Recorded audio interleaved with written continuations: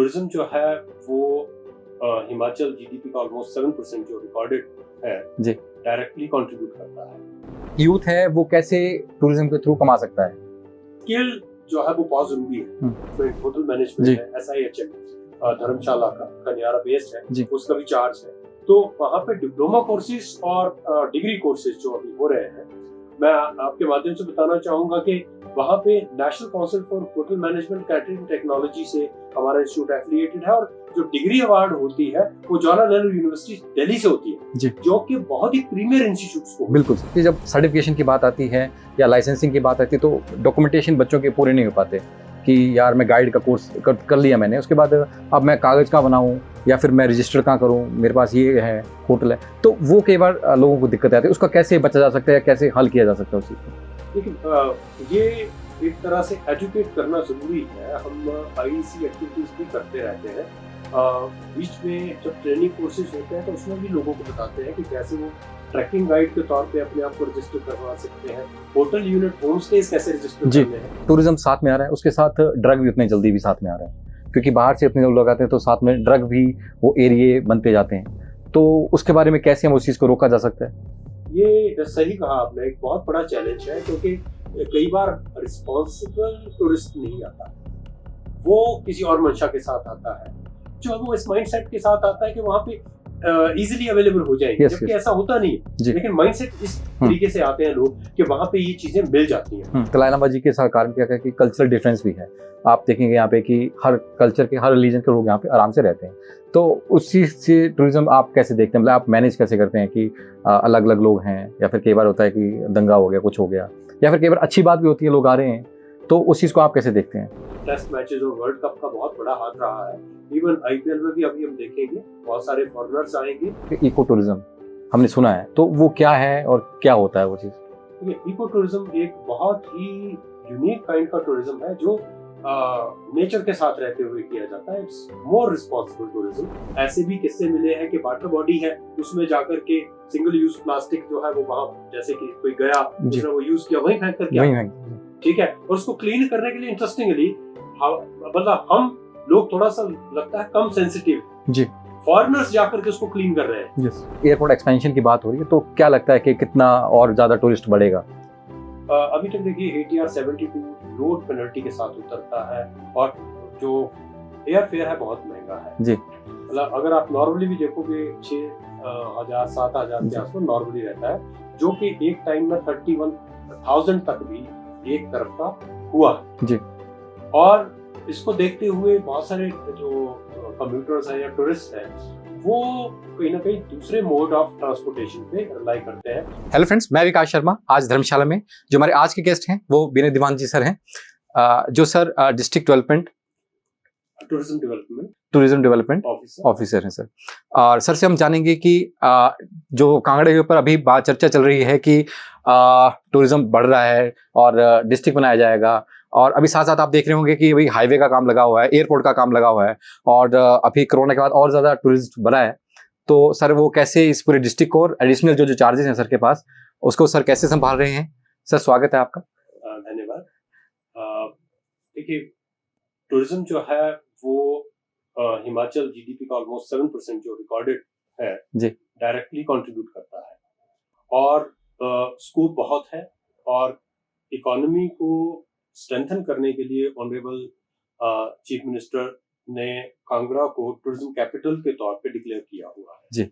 और क्योंकि बहुत सारा यूथ जो है डायरेक्टली और इनडायरेक्टली टूरिज्म इंडस्ट्री से जुड़ा हुआ है, एम्प्लॉयमेंट अपॉर्चुनिटीज भी इसी फील्ड में है, क्योंकि हिमाचल बीइंग हिली स्टेट, जो अदर इंडस्ट्रियल एक्टिविटीज हैं उसका बहुत लिमिटेड स्कोप है। कुछ ही डिस्ट्रिक्ट्स हैं जिसमें जो प्लेन से कनेक्टेड है, वहाँ पे इंडस्ट्रीज का स्कोप है। बद्दी बरोटी वाला एरिया है, टालीवाला वाला एरिया है, और कुछ जो है वो टेरेस वाला एरिया है। तो इस तरीके से कुछ एक डिस्ट्रिक्ट्स तक ही ये एक्टिविटीज जो है वो सीमित हैं। काला अम्बी एक एरिया है सिरमौर का, तो बाकी जितनी भी एक्टिविटीज इनर एरियाज में है वो सारी टूरिज्म बेस्ड है, हॉर्टिकल्चर और एग्रीकल्चर बेस्ड है। सो इकोनॉमी को स्ट्रेंथन करने के लिए, यूथ को एम्प्लॉयमेंट देने के लिए जो है वो सबसे इम्पोर्टेंट ये है कि कैसे हम इस जो हमारी इंडस्ट्री है, टूरिज्म इंडस्ट्री है, उसको सस्टेनेबली कैसे आगे बढ़ाएं जी। और ये एक बहुत बड़ा चैलेंज है, क्योंकि इकोलॉजिकली बहुत फ्रेजाइल है हमारी स्टेट, और टूरिस्ट बाहर से आता है तो हमेशा रिस्पॉन्सिबल टूरिज्म नहीं करता है जी। कहीं ना कहीं नेसेंसिकल वैल्यू बहुत ज्यादा होती है, और कैरिंग कैपेसिटी से ज्यादा अगर टूरिस्ट आता है तो हमारे रिसोर्सेज पे बहुत ज्यादा बोझ पड़ता है। तो किस तरह से क्वालिटी टूरिज्म यहाँ पे डेवलप हो, किस तरह से वर्ल्ड क्लास टूरिज्म यहाँ पे डेवलप हो, तो इसको जो है वो आगे बढ़ाने के लिए एक बहुत बड़ी जिम्मेवारी डिपार्टमेंट पे है, जिसको हम जो है वो अब आगे वेरियस मैनर्स में अलग अलग तरीके से जो वो आगे बढ़ा रहे हैं। उसमें फर्स्ट आता है कि हमारे जो ऑलरेडी जिस तरह का पैटर्न है टूरिज्म के, उसको ऑब्जर्व करके उसको कैसे सस्टेनेबल बनाया जाए। सबसे इंपॉर्टेंट है रिलीजियस टूरिज्म। रिलीजियस टूरिज्म में अगर आप देखोगे हमारे यहाँ पे 3 जो है वो श्राइन्स हैं, माता के टेम्पल है जो शक्तिपीठ है जी, और चिंतपूर्णी हो गई, माता ब्रजेश्वरी देवी धाम हो गया, माता ज्वाला जी हो गया, उसके अलावा सिद्धपीठ है जी, और उसमें माता चामुंडा देवी और माता बगलामुखी बहुत ही इम्पोर्टेंट है। उसके अलावा हमारे यहाँ पे वैद्यनाथ टेम्पल भी है, जिसकी अलग से जो है वो एक रिलीजियस टूरिज्म में एक बहुत बड़ी वैल्यू है। और बहुत सारे और भी टेम्पल्स हैं यहाँ पे, जैसे खनियारा में अगंजर महादेव टेम्पल है, और भी बहुत सारे जो है वो ट्रैक्स पे भी, जैसे गुड़ा माता टेम्पल है, बहुत सारे टेम्पल्स हैं जो छोटे छोटे टेम्पल्स हैं जो टूरिज्म, रिलीजियस टूरिज्म को बढ़ावा देते हैं। उसके अलावा हमारे पास हिज हॉलीनेस दलाई लामा है जो बुद्धिस्ट सर्किट है, मैं उसकी बात करूंगा। उसका एक इंटरनेशनल टूरिस्ट के लिए एक डेस्टिनेशन के तौर पे धर्मशाला फेमस है। और मैक्लोडगंज जो है वो वर्ल्ड फेमस है। उसके अलावा यहाँ वेलनेस का बहुत ज्यादा स्कोप है और एडवेंचर टूरिज्म का बहुत स्कोप है, जिसपे हम बहुत मल्टीफेरियस लेवल पे काम कर रहे हैं। अभी पौंग डैम का भी जो है वो हमने एक district water sports and allied activities society जो कांगड़ा में रजिस्टर्ड सोसाइटी है, उसके तहत वहां पे भी एक्टिविटीज कुछ स्टार्ट होने वाली हैं, उसका भी टेंडर किया था। और टूरिज्म डिपार्टमेंट की तरफ से भी 2 एरियाज जो हैं उन पे जो कि इन प्रिंसिपल अप्रूवल आ गया है वाइल्ड लाइफ सेंचुरी पौंग से, उन 2 एरियाज को बाहर करने के लिए वहां पे भी आगे जो है हम प्लानिंग कर रहे हैं।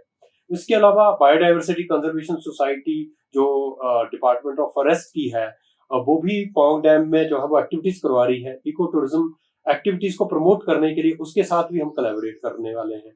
और बहुत सारी इस तरह की जो एक्टिविटीज हैं, खासकर एडवेंचर टूरिज्म में पैराग्लाइडिंग एक्टिविटीज है, और भी बहुत सारी जैसे ट्रैकिंग एक्टिविटीज है, इवन हम देखते हैं माउंटेनियरिंग का और इवन स्नो बेस्ड टूरिज्म का भी यहाँ पे स्कोप है। उसको कैसे आगे बढ़ाना, उसकी भी जो हम स्ट्रेटेजीज बना रहे हैं।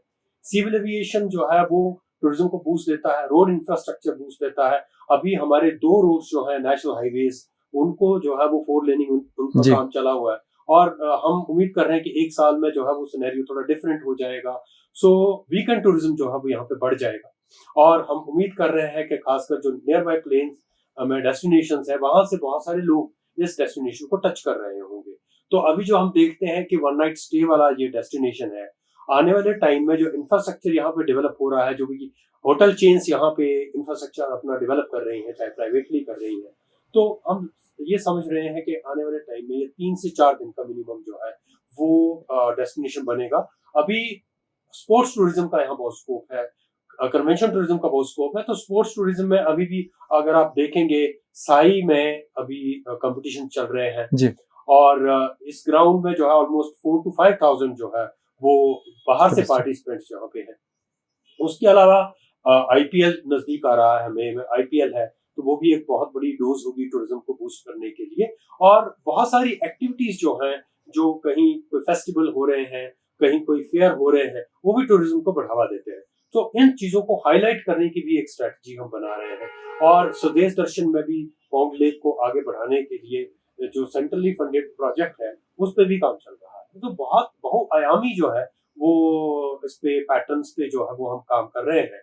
और टूरिज्म जो है वो आने वाले 2 सालों में हम एनविजन कर रहे हैं कि एक वर्ल्ड क्लास जो है टूरिज्म यहाँ पे डेवलप होगा। इसके साथ ही सर, मैं टूरिज्म की बात हो रही, डिस्ट्रिक्ट कांगड़ा ही नहीं बल्कि अदर डिस्ट्रिक्ट का आपके पास भार है, तो वो आप कैसे मैनेज करते हैं वो चीज? जी, मेरे पास हमीरपुर और ऊना डिस्ट्रिक्ट भी है, और जी, उसका जो ऑफिस है वो हमीरपुर से चलता है, और ऊना हमीरपुर वहां से कंट्रोल होती है सारी एक्टिविटीज। तो वहां पे भी खासकर नदौन में एडीबी फंडेड प्रोजेक्ट्स हैं, ऑलमोस्ट 250 करोड़ के प्रोजेक्ट वहाँ पे बन रहे हैं। उसके लिए लैंड डाइवर्शन और जितनी बाकी चीजें उसके अराउंड हैं वो सारी चीजें करवाई जा चुकी हैं, और हेलीपोर्ट का निर्माण भी जो है वो अभी हो रहा है वहाँ पे।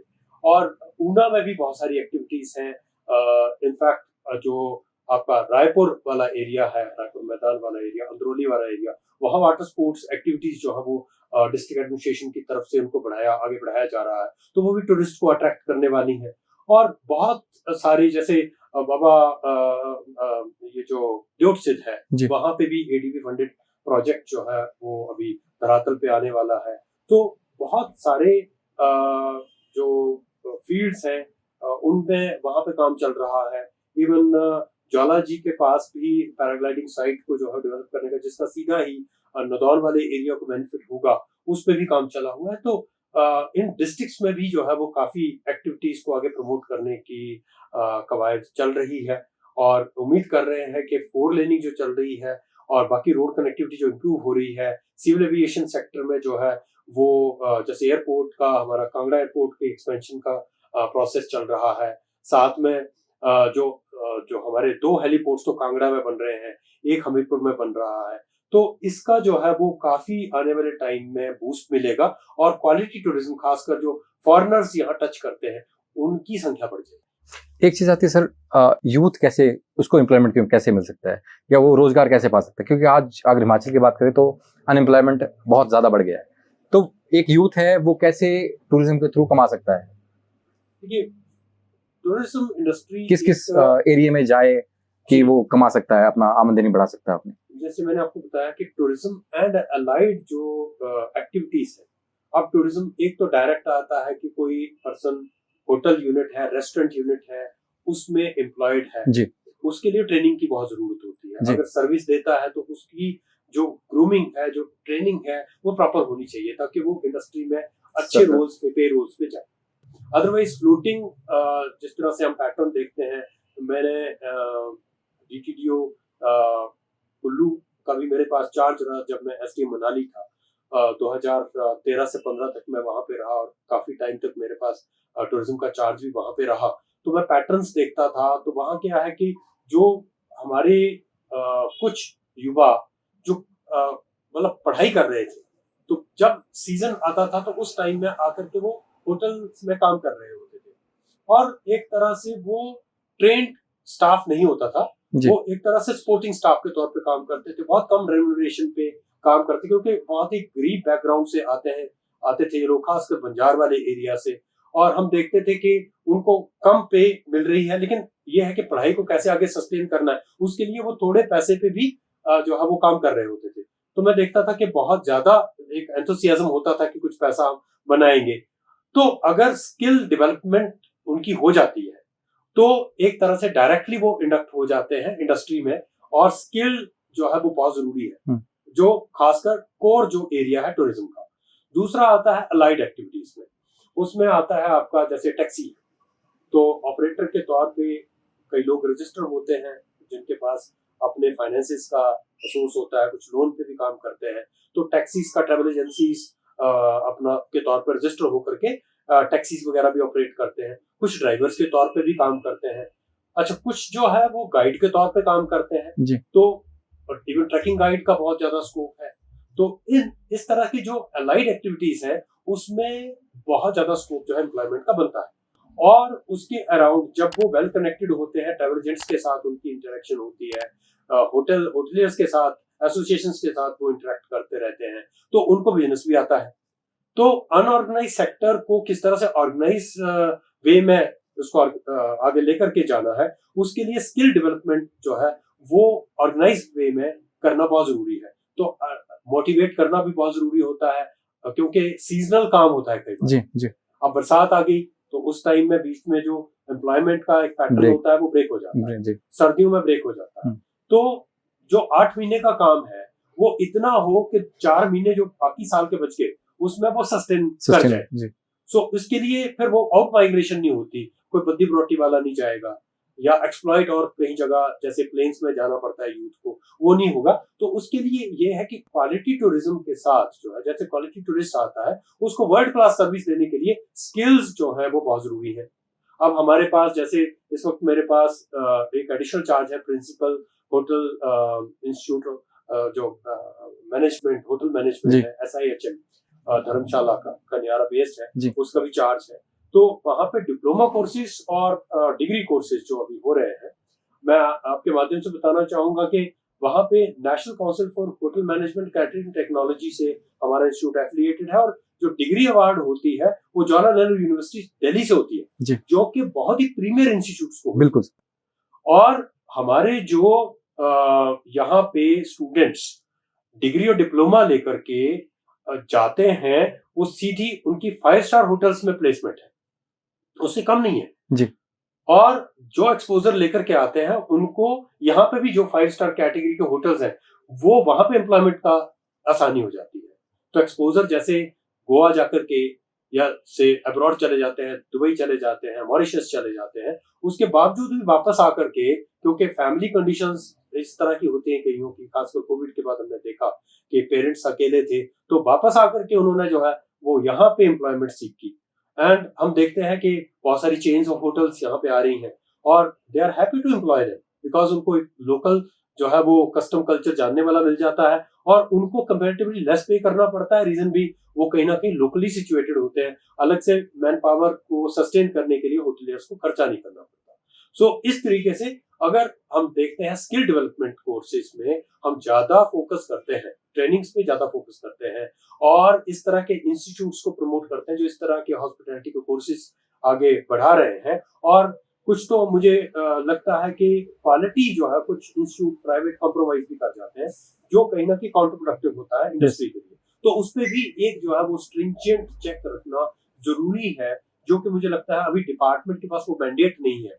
वो डिपार्टमेंट के साथ मैंडेट आ जाता है तो हम जो है वो डायरेक्टली जाकर के क्वालिटी चेक कर सकते हैं कि किस तरह की स्किल्स जो है वो स्टूडेंट्स को दी जा रही है। जी, कई बार ऐसा होता है सर कि हम भी पढ़ाई की है तो इंडस्ट्री में कुछ और चाहिए लेकिन स्टडी हम कुछ और कर रहे हैं, गैप एक चीज इंडस्ट्री और ट्रेनिंग जो प्रैक्टिकली चाहिए जी वो ऐसा इम्पार्ट ट्रेनिंग्स नहीं की जा रही है कई जगहों पे, इसलिए हम चाह रहे हैं कि कहीं ना कहीं कोई कंट्रोल हो, कोई ना कोई चेक हो।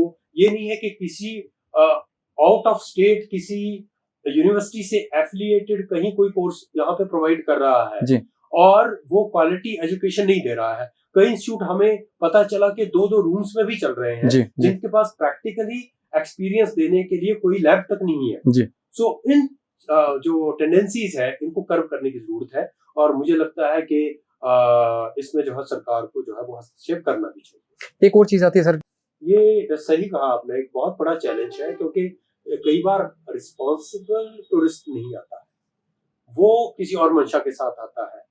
और यहाँ पे जिस तरीके से हम जो सोसाइटल पैटर्न देख रहे हैं, जो यूथ कहीं एंगेज्ड नहीं है तो सीधा ही आउट ऑफ फ्रस्ट्रेशन वो नशे की तरफ ज्यादा अट्रैक्ट हो जाते हैं और उसकी वजह से जो टूरिस्ट है उसका माइंडसेट ऐसा होता है कि अच्छा वहां पे ये चीज अवेलेबल हो सकती है, हाँ जी ठीक है। कुछ एरिया जैसे कुल्लू में है, कई लोग हमने देखा टूरिस्ट जो है वो इस माइंडसेट के साथ आता है कि वहां पे इजीली अवेलेबल हो जाएंगे, जबकि ऐसा होता नहीं है। लेकिन माइंडसेट इस तरीके से आते हैं लोग कि वहां पे ये चीजें मिल जाती हैं। कई लोग शरारती लोग सोशल मीडिया के थ्रू भी प्रमोट कर रहे होते हैं, कुछ रेप पार्टीज प्रमोट कर रहे होते हैं, that is totally illegal and उसपे जो है वो एनफोर्स जो रूल्स जो है उनको एनफोर्स किया जा रहा है, किया भी जाता है और उसपे पुलिस एक्शन हो सकता है। सो इसलिए जो है वो इन चीजों से बचना चाहिए। जो टूरिस्ट है उसको बिल्कुल क्लीन जो है वो एक रिस्पॉन्सिबल टूरिज्म के को माइंड में लेकर के ही आना चाहिए और हिल्स को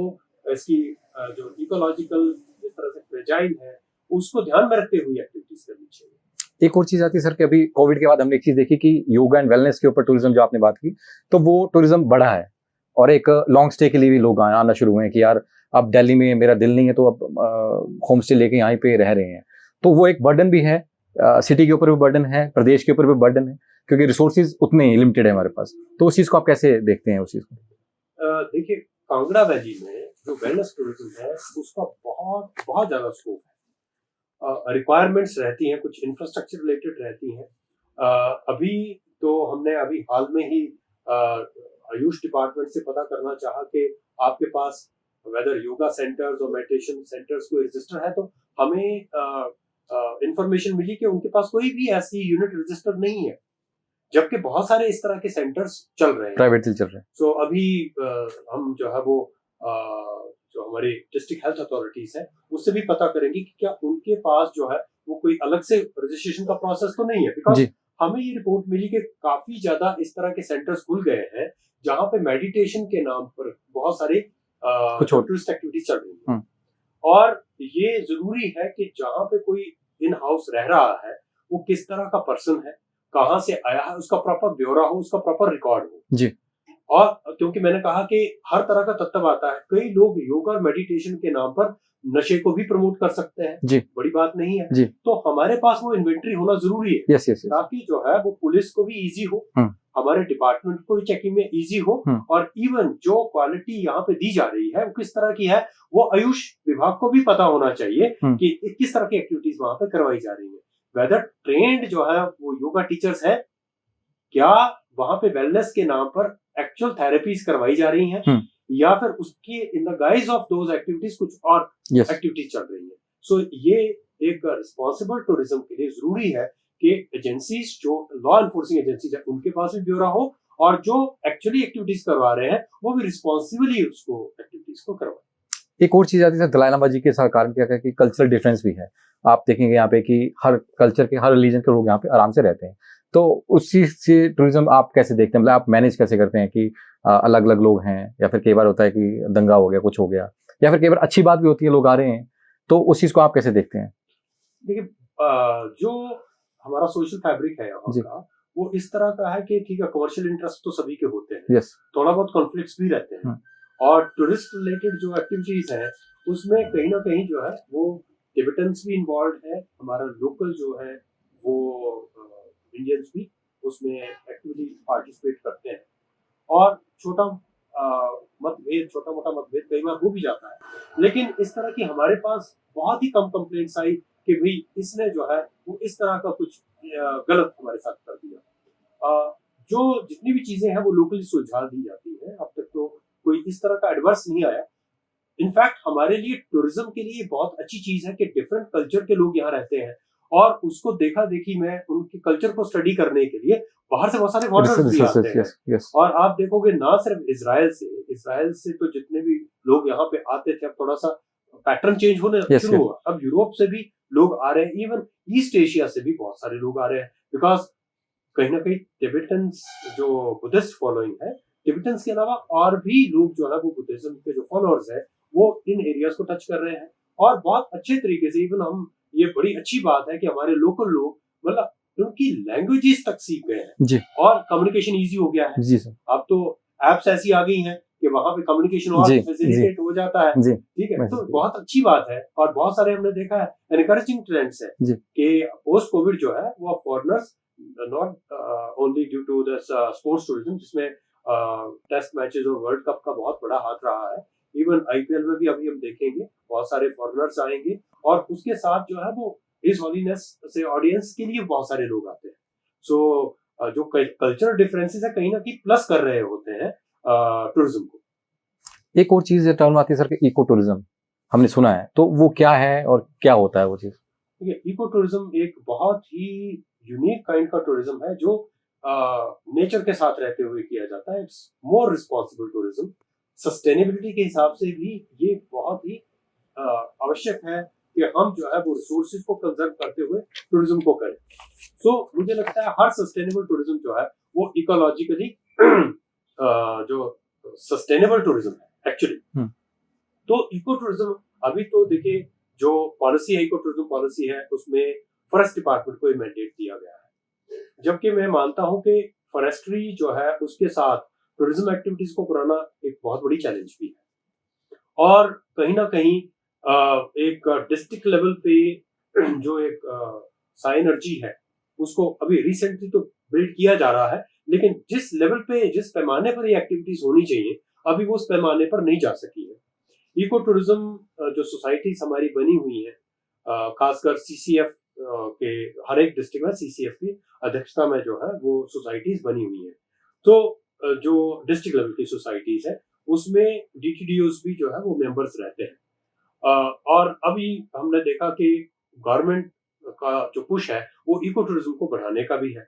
बहुत सारी साइट्स भी जो है आइडेंटिफाई की गई हैं, उनकी अलॉटमेंट प्रोसेस भी जो है वो वन विभाग की तरफ से चल रही है। मुझे लगता है इसमें और ज्यादा जो है वो काम करने की जरूरत है।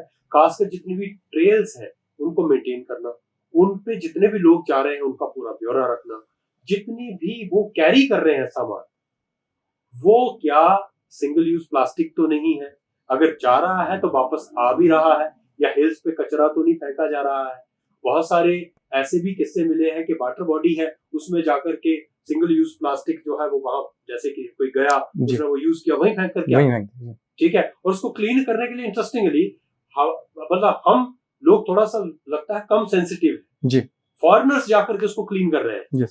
सो इस तरह की भी रिपोर्ट्स हमारे पास आई, तो हमें लगता है हमें बहुत ज्यादा रिस्पॉन्सिबल होने की जरूरत है, बिकॉज एनवायरनमेंट हमारा है, ठीक है, रिसोर्सेज हमारे हैं, ऊपर अगर कुछ भी होता है तो वो पानी, जो पानी नीचे हम लोग पी रहे हैं वो उन्हीं सोर्सेज से आता है जो ऊपर से पानी जी, है वो जी, जिस तरह का है, अगर वो पोल्यूट हो जाएंगे तो वही इनटेक हम कर रहे होंगे। और कहीं ना कहीं रिस्पॉन्सिबल टूरिज्म को इंश्योर करना लॉ एनफोर्सिंग एजेंसीज का भी काम है, और फॉरेस्ट को जो है वो काफी हद तक उस पर काम करना पड़ेगा।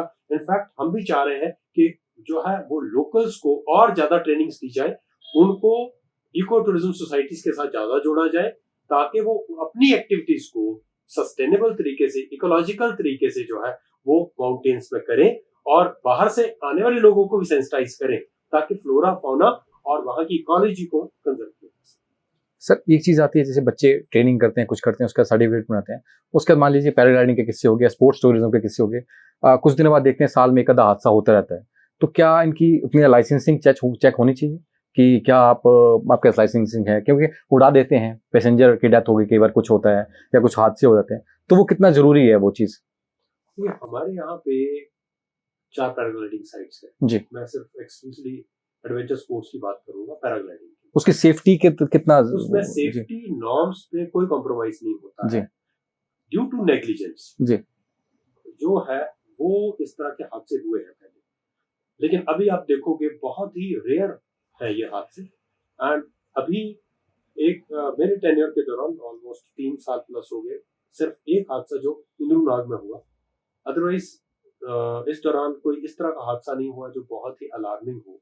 और वो भी इसलिए हुआ जो इंद्रूनाग वाला है कि ऐसा नहीं था कि पायलट एक्सपीरियंस्ड नहीं था, लाइसेंस्ड नहीं था, वो इसलिए हुआ कि जिस साइकोलॉजी के साथ क्लाइंट जो है वो पैराग्लाइडिंग करने लगा, तो वो जो 19 इयर्स ओल्ड एक लड़की थी वो कहीं डर गई, और वो उस डर के कारण बैठ, एंड दैट वाज एक्सीडेंटल, मतलब nobody could have ever avoided such type of situation जहां पे क्लाइंट ही एकदम से जो है वो लिफ्ट नहीं हुआ जब उसने लिफ्ट होना था, ठीक है, वो बैठ गई। सो इस तरह की कंडीशन आ सकती है। इट इज अ हाईली जिसको रिस्की एक्टिविटी मैं कहूंगा, जिसमें रिस्पॉन्सिबिलिटी ऑन करनी पड़ती है। एंड मुझे लगता है इन सारी सिचुएशन को देखते हुए उस केस में एफआईआर भी लॉन्च नहीं हुई थी, बिकॉज मुझे लगता है कहीं ना कहीं फैमिली ने एडमिट किया कि गलती जो है वो यस पर्सन की नहीं है, जो पायलट है उसकी गलती नहीं है, वो इंडिविजुअल एक हादसा था, गलती थी जिसकी वजह से हादसा हुआ, अदरवाइज कभी भी ये हादसा नहीं होता। हाँ, कुछ जो ऑपरेटर्स हैं वो इररिस्पॉन्सिबल तरीके से, अभी भीड़ में जिस तरीके से कुछ रिपोर्ट्स आई हैं हमारे पास, तो हमारे जो मार्शल्स हैं उनकी रिस्पॉन्सिबिलिटी है कि इस तरह की अगर एक्टिविटी कोई करता है इलीगल एक्टिविटी, या फिर कई बार से ऐसा होता है कि जैसे मान लीजिए आपने मना किया है कि इस टाइम पे मौसम खराब है, निकल जाते हैं लोग, है ना जी, उस पे जो है वो अभी हमारे पास एक रिपोर्ट आई है और इस पे बहुत स्ट्रिंजेंट एक्शन होने वाला है, ये आपके माध्यम से बताना चाहता हूँ। No compromise with the safety, वो ऑनरेबल हाई कोर्ट ने भी डायरेक्शंस दे रखी हैं, और साथ में हमारे मार्शल्स जो है वो भी डिप्लॉयड रहते हैं। हाँ, ओड आवर्स में जहां पे ये होता है कि now window is closed, sunset के बाद नो एक्टिविटीज अलाउड, अगर कोई करता है तो नाउ लाइसेंस में भी कैंसिल, तो इतना तक जो है हम जा सकते हैं, ऐसा कोई कॉम्प्रोमाइज नहीं, सेफ्टी के साथ कोई कॉम्प्रोमाइज नहीं। एक और चीज आती है सर कि पब्लिक और पार्टनरशिप एक चीज है, पब्लिक प्राइवेट जी, तो उसमें अगर टूरिज्म के साथ कोई जुड़ना चाहे या कोई प्रोजेक्ट हो तो वैसा किया जा सकता है ऐसा कुछ? जी जरूर। ऐसे किस तरह के प्रोजेक्ट होते हैं या कैसे? पब्लिक प्राइवेट पार्टनरशिप जो है वो इस तरह का बहुत सक्सेसफुल मॉडल है। खासकर हमारे यहाँ पे तो एक स्विस चैलेंज के तौर पे भी अभी हमारी पॉलिसी है और बहुत कम स्टेट्स में है। स्विस चैलेंज पॉलिसी मैं बताना चाहूंगा, ऐसी पॉलिसी है अगर आपने कोई प्रोजेक्ट आइडेंटिफाई कर लिया जी और स्टेट को लगता है, गवर्नमेंट को लगता है कि ये यूनिक प्रोजेक्ट है और सिर्फ आप इन्वेस्टर के तौर पे आप कर सकते हो, तो वो टेंडरिंग में अलग से नहीं जाएगा। वो स्विस चैलेंज के तौर पे पूरी इवैल्यूएशंस के बाद कि आप स्टेट एक्सचेकर में कितना कंट्रीब्यूट करोगे, आप एम्प्लॉयमेंट में कितना कंट्रीब्यूट करोगे, आप जो है वो ओवरऑल पूरे किसी सिस्टम को कितना बूस्ट करोगे, बीट एनीथिंग, चाहे इंडस्ट्री है, चाहे हॉस्पिटैलिटी इंडस्ट्री है, चाहे टूरिज्म रिलेटेड प्रोजेक्ट है, चाहे रोप वे है, कहीं भी कोई भी प्रोजेक्ट जो है वो आप स्विस चैलेंज में लेकर के आएंगे। अगर गवर्नमेंट को लगता है कि ये बहुत अच्छा मॉडल है, आने वाले टाइम में जो है वो इकोनॉमी को प्रमोट करने वाला है, एम्प्लॉयमेंट को प्रमोट करने वाला है, उसको जरूर किया जाए। एक और चीज आती है कि कांगड़ा में नेशनल इंटरनेशनल ऑर्गेनाइजेशन आ रही हैं, तो वो कौन कौन सी ऑर्गेनाइजेशन है जो यहाँ पे काम कर रही हैं? कई बार होता है कि यार पता ही नहीं होता, क्योंकि लोगों को एम्प्लॉयमेंट के लिए, जैसे मान लीजिए हयात है यहाँ पे, रेडिसन है यहाँ पे, तो कुछ लोग होते हैं कि यार पता ही नहीं है कि है यहाँ पे कि नहीं है, क्योंकि उनको ये चीज है कि जॉब कैसे किया जा सकता है। या फिर मान लीजिए आपका पोंग डैम बल तरफ है, तो वहां पे भी कुछ लोग चाह रहे होंगे कि यार कुछ हो और एम्प्लॉयमेंट मिले, तो कोई इंटरनेशनल ऑर्गेनाइजेशन जुड़ी हुई है, काम कर रही है? देखिए अभी इंटरनेशनल ऑर्गेनाइजेशंस तो नहीं जुड़ी है जी। अभी जितनी भी एक्टिविटीज हो रही हैं वो लोकली, जो हमारी जैसे पोंग डैम में बायोडाइवर्सिटी कंजर्वेशन सोसाइटी है जी, जो अगेन फॉरेस्ट डिपार्टमेंट की वाइल्ड लाइफ विंग की है, उसके थ्रू एक्टिविटीज हो रही है जी। उसमें जो है वो लोकल यूथ को जोड़ा जा रहा है। एक्टिविटीज को और बढ़ाने का हमारा प्लान है। उसमें जो हमारी district water sports and allied activities society है उसके साथ एक MOU हम जो है वो वाइल्ड लाइफ कंजर्वेशन सोसाइटी के साथ करने वाले हैं, तो उसमें अभी प्रोसेस चल रहा है। उससे क्या है कि लोकल यूथ को जो है वो ट्रेन करके जोड़ा जा रहा है, उससे क्या कंजर्वेशन को बढ़ावा मिलेगा। लोकल जो जितने भी आप देखिए इंटरनेशनल लेवल पे ये डेस्टिनेशन एक हॉटस्पॉट हो सकता है, क्योंकि वहां पे बर्डिंग एक्टिविटी जो है वो इंटरनेशनल लेवल की है। साइबेरियन बर्ड्स आते हैं ऑलमोस्ट 4 मंथ्स की, वहां पे जो है वो 419 वेराइटीज जो है, स्पीशीज जो है वहां पे रिकॉर्डेड है, और वहां पे जितनी काउंट आता है बर्ड काउंट वो पिछले सालों के बिनिस्बत बढ़ता जा रहा है। सो उसको देखने के लिए इंटरनेशनल लेवल के टूरिस्ट वहां आ सकते हैं। कमी कहाँ रह जाती है? इंफ्रास्ट्रक्चर। होम स्टेज उस लेवल के नहीं है, ट्रेन्ड मैन पावर नहीं है, लोगों को ये नहीं पता ये बर्ड कौन सा है जी। तो यूथ को जो है जोड़ने की जरूरत है, ज्यादा ट्रेनिंग्स की जरूरत है, और बायोडाइवर्सिटी कंजर्वेशन सोसाइटी के पैरेलल जो है वो हमारी डिस्ट्रिक्ट वाटर स्पोर्ट्स सोसाइटी जो है वो काम कर सकती है। इवन टूरिज्म डिपार्टमेंट जो है वो एसोसिएट होकर के काम करने में इच्छुक है। तो बहुत सारी चीजें जो है वो मॉडल के तौर पे वहां पे बनाई जा सकती हैं, और बहुत सारे स्टेक होल्डर जो फॉरेनर्स भी हैं वो भी उन एक्टिविटीज के साथ जुड़ना चाहते हैं। तो एक तो ये है, दूसरा ये है कि बहुत सारी चेन्स ऑफ होटल्स हैं, जैसे हयात आपने नाम लिया, आपने जो है वो रेडिसन का नाम लिया, उसके अलावा भी ITC है जी। उसके अलावा भी ITC का आगे वेलकम ग्रुप है, अलग अलग, इवन ताज होटल्स का भी यहाँ पे इंटरेस्टेड, वो भी इंटरेस्टेड है बहुत सारी एक्टिविटीज के लिए। हमारा क्लब महिंद्रा तो ऑलरेडी है यहाँ पे। इस तरह की बहुत सारी चेन्स जो है वो यहाँ पे आकर के एस्टेब्लिश कर रही हैं अपने आप को, तो उनका भी जो है वो इक्वली जो क्वालिटी टूरिज्म को बढ़ाने के लिए उनका भी बहुत ज्यादा कंट्रीब्यूशन रहता है, क्योंकि क्वालिटी सर्विस देते हैं वो। और आप देखोगे कि यहाँ पे जो है वो टैरिफ का कैप जो है, अगर मैं कंपैरिजन करूं मनाली और शिमला का, तो यहाँ पे टैरिफ कैप हमेशा ही ऊंचा रहता है। इट मींस यहाँ पे जो है वो अच्छी सर्विस की डिमांड है, अच्छे होटल्स की डिमांड है, और यहाँ पे कस्टमर पे भी कर रहा है, चाहे वो 2 दिन के लिए रुक रहा है लेकिन हायर स्लैब को देखते हुए पे कर रहा है। इट मींस यहाँ पे क्वालिटी टूरिज्म का बहुत स्कोप है। तो बहुत सारी NGOs को साथ में जोड़ने की जरूरत है, बहुत सारी जो है वो स्टेक होल्डर्स को जोड़ने की जरूरत है, और सस्टेनेबली कैसे टूरिज्म को आगे बढ़ाया जा सके इस पर एजुकेट करने की जरूरत है। एक सर आपके पास एयरपोर्ट वाला डिपार्टमेंट आपके पास ही है, मतलब आपके पास ये जी जी, तो अभी जैसे एयरपोर्ट एक्सपेंशन की बात हो रही है, तो क्या लगता है कि कितना और ज्यादा टूरिस्ट बढ़ेगा? अभी तक देखिए ATR 72 लोड पेनल्टी के साथ उतरता है और जो एयर फेयर है बहुत महंगा है जी। मतलब अगर आप नॉर्मली भी देखोगे 6,000 7,000 के आसपास नॉर्मली रहता है, जो कि एक टाइम में 31,000 तक भी एक तरफ का हुआ है जी। और इसको देखते हुए बहुत सारे जो कम्यूटर्स हैं या टूरिस्ट हैं वो कहीं ना कहीं दूसरे मोड ऑफ ट्रांसपोर्टेशन पे रिलाई करते हैं, जो कि अगर दिल्ली से किसी ने आना हो तो इट टेक्स ऑलमोस्ट 10 आवर्स, जो कि बहुत कास्टिंग हो जाता है।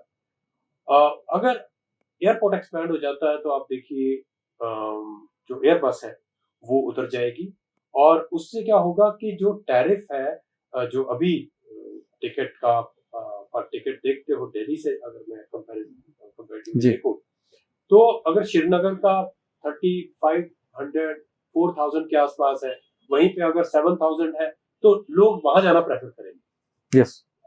अगर यहाँ पे एयरबस उतर जाती है तो वही टैरिफ जो 7,000 का वहां पे आ जाएगा। यस। तो उसकी वजह से जो है वो कनेक्टिविटी एक तो इम्प्रूव हो जाती है, क्योंकि एयरबस ATR का लिमिटेशन है, फ्यूल कम कैरी करता है, ठीक है, अहमदाबाद से यहाँ पे नहीं आ सकता, लेकिन एयरबस वहां से आ सकती है। तो अगर वो हो जाता डायरेक्ट कनेक्टिविटी, एक तो वो हो गया, दूसरा पैसेंजर लोड जो है वो बढ़ जाएगा। अब उसकी वजह से क्या होगा, यहाँ पे एयरफेयर कम होगा तो ज्यादा कम्यूटर्स बढ़ जाएंगे और उसकी वजह से क्वालिटी टूरिज्म भी बढ़ेगा, क्योंकि जो बाय एयर आता है वो रिस्पॉन्सिबल टूरिस्ट ही होता है मोस्टली और एजुकेटेड होता है, ठीक है, नो डाउट। जब अफोर्डेबल प्राइस होते हैं तो बाकी लोग भी आ जाते हैं, लेकिन हम चाहते हैं क्वालिटी टूरिस्ट आए, तो एक बढ़िया सा मॉडल बन जाता है जब आपका जो है वो बढ़िया टैरिफ प्लान हो, बढ़िया आगे हॉस्पिटैलिटी हो और एयर कनेक्टिविटी के जब आपको आना है तब आप आ सको, जब आप जाना चाहो आराम से जा सको। अदरवाइज टूरिस्ट जब आता है तो फिर ये देखता है अच्छा अब मैं पहुंच तो गया हूँ, वापस जाना है 2 दिन बाद तो टैरिफ बहुत हाई हो गया तो अल्टरनेट मोड ऑफ ट्रांसपोर्टेशन पे आप जाओगे वो बहुत कास्टिंग हो जाता है, तो वो कहीं ना कहीं डिस्करेजिंग हो जाता है। तो इसकी एक्सपेंशन बहुत जरूरी है ताकि जो आने वाले टाइम में फुटफॉल बढ़े। सर एक बहुत ज्यादा आपका एक्सपीरियंस अलग अलग फील्ड में रहा है, तो मैं शुरुआत करना चाहूँगा कि शुरुआत कैसी हुई आपकी एजुकेशन और कैसे आप यहाँ तक पहुँचे, वो थोड़ा सा बताएं सर। देखिए मैं लोकल पोस्टिंग लोकली पोस्टेड हूँ यहाँ पे जी, तो एजुकेशन वगैरह सर वो एजुकेशन जो है वो क्योंकि वही पूछना होता है लोगों को कि कहाँ से हैं, कैसे आए या कैसे पहुंचे, क्योंकि वो चीज होता है कि हम कैसे बन सकते हैं या हम वो नॉलेज कैसे कर सकते हैं। बिल्कुल सही है ये आपका क्वेश्चन के, क्योंकि लोकल जो यूथ है उसको थोड़ा सा एक मोटिवेशन अपनापन पड़ती है और जिस परिप्रेक्ष्य से हम आए वाकई ही हमें लगता है कि मेहनत से कोई भी मुकाम अचीव किया जा सकता है और अगर सस्टेनेबली आप कंटिन्यूटी में काम करते रहते हैं तो आपके रिजल्ट्स अच्छे होते हैं। इसके लिए परसिस्टेंस जो है और हार्ड वर्क बहुत जरूरी होता है। ग्रामीण परिप्रेक्ष्य से आए हम एंड आप देखिए हटली एक स्कूल है, चंबा डिस्ट्रिक्ट में पड़ता है, वहां से एजुकेशन हुई, 10th तक वहां पे रहे एंड आप देखिए ऑलमोस्ट 2 किलोमीटर आना 2 किलोमीटर वापस स्कूल से, तो इतना ट्रैकिंग तो हर रोज की हो ही जाती थी, तो उससे फिजिकल फिटनेस भी रहती थी और घर पे काम भी होता था और साथ में स्टडीज भी होती थी, तो काफी अच्छा रहा। शुरू से ही टीचर्स का बहुत सहयोग रहा और उन्होंने मोटिवेट किया और काफी अच्छा, मतलब मेरा 10th तक बहुत अच्छा जो है वो आई वाज टॉपर और उसके बाद भी +2 जो है DAV कॉलेज कांगड़ा से नॉन मेडिकल स्ट्रीम हमने चूज की और उसके बाद BSc तक मैं DAV कॉलेज कांगड़ा में रहा। फाइनल ईयर में मैं धर्मशाला आ गया था क्योंकि मुझे लगा कि धर्मशाला में कॉलेज में उस टाइम में कॉम्पिटिशन्स की प्रिपरेशन के लिए अच्छा एनवायरनमेंट था, क्योंकि हमने थोड़ा फील्ड जो है वो प्योर साइंसेस में जाने का नहीं था, थोड़ा सा उससे अलग से हट करके कर रहे था। तो पहले डिफेंस फोर्सेस में जाने का हमने सोचा और CDSE फर्स्ट अटेम्प्ट में हमने जो है वो रिटन क्वालिफाई कर लिया था और एयरफोर्स के लिए मैं क्वालिफाई नहीं कर पाया, तो इसलिए बाकी फोर्सेस के लिए डिसिप्लिन फोर्सेस में जाने की कोशिश नहीं की। तो पायलट एप्टीट्यूड टेस्ट जब नहीं हुआ तो हमने वो फील्ड छोड़ दी और उसके बाद फिर हमारा ये था कि कहीं ना कहीं कुछ अलग किया जाए। पहले मैनेजमेंट के लिए जो है वो MBA के लिए हमने तैयारी शुरू की, तो हमें लगा कि साइंस स्टूडेंट्स की इंग्लिश जो है वो उतने लेवल की नहीं होती है, कंपटीशन बहुत हाई होता है, खासकर जिन प्रीमियर इंस्टीट्यूट्स को हम टारगेट कर रहे थे उनके लिए काफी सोफिस्टिकेशन की जरूरत थी जो हमारे पास नहीं थी। खासकर कैट की हम तैयारी IIMs का ही रखा था टारगेट, हमेशा ही ऊंचा ही रखा हमने। तो वहां पे जब सिलेक्शन नहीं हुई तो ये हुआ कि चलिए अब थोड़ा सा जो वीकनेसेस है उनको ही ठीक किया जाए। तो MA इन इंग्लिश लिटरेचर जो है वो पंजाब यूनिवर्सिटी से वहां पे एडमिशन हो गया और वो वहां से MA इन इंग्लिश लिटरेचर जो है वो हमने किया, तो उससे कॉन्फिडेंस काफी बढ़ा और वहीं पे ही फिर ग्रुप इस तरह का मिल गया जो सिविल सर्विसेज की तैयारी कर रहे थे। सो हमने जो तैयारी शुरू की तो शुरू में ऑप्शनल सब्जेक्ट्स को चूज करना, उस टाइम में 2 थे और उनको चूज करना बहुत बड़ी चैलेंज थी क्योंकि साइंस बैकग्राउंड और प्योर आर्ट्स पर लिटरेचर वाली बैकग्राउंड थी। तो आई वाज परप्लेक्स्ड कि किया क्या जाए अब इस सिचुएशन में। तो पहले ऑप्शनल सब्जेक्ट ज्योग्राफी क्योंकि सेमी साइंटिफिक था तो उसको जो है वो टेक्निकलिटीज को देखते हुए पहले वो चूज किया, जबकि वो कहीं भी मेरी बैकग्राउंड में नहीं था कहीं भी। सो कहीं एजुकेशन उसका फॉर्मल नहीं हुई थी। सो वो एक ऑप्शनल सब्जेक्ट रहा जिसमें कि एक लेवल हमने अचीव कर लिया था और मैं बताना चाहूंगा मैंने बाद में IAS की कोचिंग भी दी है उसी सब्जेक्ट में। और उसके बाद दूसरा ऑप्शनल जो है हमेशा एक बहुत बड़ा चैलेंज रहा मेरे लिए। पहले साइकोलॉजी के साथ हमने तैयारी स्टार्ट की तो फिर एक कोई मिल के भाई साहब उन्होंने गाइड किया कि मेरा लॉ डिपार्टमेंट, उस वक्त मैंने LLB में एडमिशन ले लिया था और उन्होंने गाइड किया कि मेरे लॉ में बड़े अच्छे मार्क्स आते रहे हैं तो मैं आपको जो है वो गाइड कर दूंगा। तो सॉर्ट ऑफ कोचिंग जो कि फॉर्मल तो नहीं थी, इनफॉर्मल टाइप ही था। सो हमने जो है वो स्टार्ट कर दिया। लेकिन फर्स्ट सेमेस्टर का बच्चा अगर आप बोलोगे कि एक ग्रेजुएट लेवल का तैयारी करेगा तो उसके लिए बहुत डिफिकल्ट होता है, लेकिन फिर भी हमने हिम्मत की और वो ऑप्शनल सब्जेक्ट चूज किया। सो शुरू में वो रिजल्ट नहीं आया। UPSC जब प्रिलिमिनरी तो फर्स्ट टाइम क्वालिफाई नहीं हुआ, लॉ के साथ जो है वो ऑप्शनल सब्जेक्ट के साथ हमने कोशिश की तो वो नहीं हो पाया। सो हमें लगा कि ये गलत चॉइस है तो उसको जो है वो साइड में कर दिया। फिर ज्योग्राफी ले लिया तो ज्योग्राफी क्लिक कर गया। तो ज्योग्राफी के साथ जो है वो हमने मेंस भी लिखा तो फर्स्ट इसमें मेंस क्वालिफाई नहीं हुआ। उसके बाद जो नेक्स्ट अटेम्प्ट थी उसमें फिर जो है वो मेंस भी क्वालिफाई हो गया, लेकिन लॉ जो अपने आप में एक बहुत हैवी सब्जेक्ट था तो वास्ट सब्जेक्ट था। तो उसमें क्या हुआ कि वो एक थ्रेशोल्ड मार्क्स होते हैं वो रिटर्न में उतने नहीं है। इंटरव्यू तो जरूर फेस किया, लेकिन इंटरव्यू में भी जो मल्टीफेरियस जो बैकग्राउंड थी, मल्टी डिसिप्लिनरी उसमें स्टडी की, तो वो कहीं ना कहीं मुझे लगा कि शायद इंटरव्यू पैनल को लगा कि एकेडमिशियन टाइप ज्यादा है, हो सकता है ये अच्छा एडमिनिस्ट्रेटर ना बन पाए। शायद अपनी अपनी ऑब्जर्वेशन देखिए उनको भी शायद लगा होगा, बिकॉज जिस तरह की बैकग्राउंड मैंने एग्जिबिट किया था उनके सामने तो उनको लगा कि शायद ये वेरी मल्टी डिसिप्लिनरी उससे आया है तो और रूरल बैकग्राउंड से आया है, पता नहीं क्या करेगा। So I was given less marks, तो वो थ्रेशोल्ड हमने क्रॉस नहीं कर पाए और अल्टीमेटली वहां पे नहीं हुआ। सो देन उसके बाद हमने कोचिंग प्रोग्राम स्टार्ट कर दिया और मैं कुछ इंस्टीट्यूट में वहां पढ़ाता रहा चंडीगढ़ में और मेरे स्टूडेंट जो है वो एक लेवल से निकले भी हैं। मैं नाम नहीं बताऊंगा, हिमाचल में भी है जी और पैन इंडिया है जो मेरे पढ़ाए हुए स्टूडेंट्स हैं, बी इट CDSE के थ्रू जो डिफेंस में गए, NDA में गए, इवन क्लैट जिन्होंने बाद में क्वालिफाई किया या लॉ वाले उसमें स्ट्रीम में गए और IAS में गए, मतलब उसमें जितनी भी अलग अलग स्टेट सिविल सर्विसेज में भी स्टूडेंट्स हमारे गए। सो इस तरीके से I will not name the institute and the coaching programme जो हम चला रहे थे, अभी भी जो है वो चल रहे हैं और अच्छा कर रहे हैं वो। मैं वो करते करते साथ में वकालत भी मैंने स्टार्ट कर दी थी एंड वकालत के साथ जो है LLM भी मैंने की और वो भी जो है वो मैं LLM भी हूँ। और साथ में मैं बताना चाहूंगा क्योंकि हॉस्टल की जरूरत थी during my preparation for IAS, मैं MA इन उर्दू लिटरेचर भी हूँ। Oh my God. सो बहुत सारे जो है वो हमने स्टडीज नहीं छोड़ी, कहीं ना कहीं नॉलेज गेन करते रहे और आज भी गेन करते रहते हैं। और ज्योग्राफी जैसे मैंने कहा कि मैंने पढ़ाया भी है, जनरल स्टडीज भी पढ़ाया है और बहुत मतलब लेवल्स पे हमने काम किया।